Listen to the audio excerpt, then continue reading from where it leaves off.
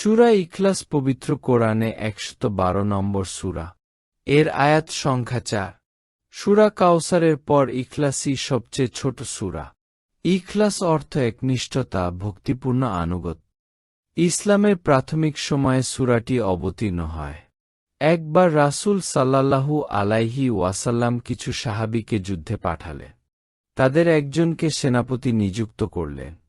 তিনি যুদ্ধকালীন দীর্ঘ সময়ে শুধু সূরা ইখলাস দিয়ে নামাজ পড়িয়েছে।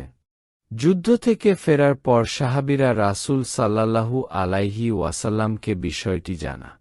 তখন নবী সাল্লাল্লাহু আলাইহি ওয়াসাল্লাম তাদের বলেন, তোমরা তাকে জিজ্ঞেস করো কেন সে এরূপ করেছে। সাহাবীরা জিজ্ঞেস করলে সেনাপতি জবাব দিলেন, এ সূরায় আল্লাহর গুণাবলী বর্ণিত হয়েছে। রাসূল সাল্লাল্লাহু আলাইহি ওয়াসাল্লাম বলেছেন, যখন তুমি ঘরে ফিরবে তখন সালাম দেবে এবং একবার সূরা ইখলাস পড়বে। এ আমল করার কিছুদিনের মধ্যে অভাব দূর হয়ে যাবে।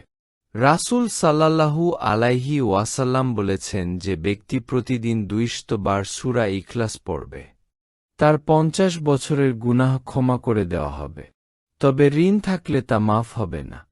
আল্লাহ আমাদের বেশি পরিমাণে এই সূরা পাঠ করার তৌফিক দান করুন।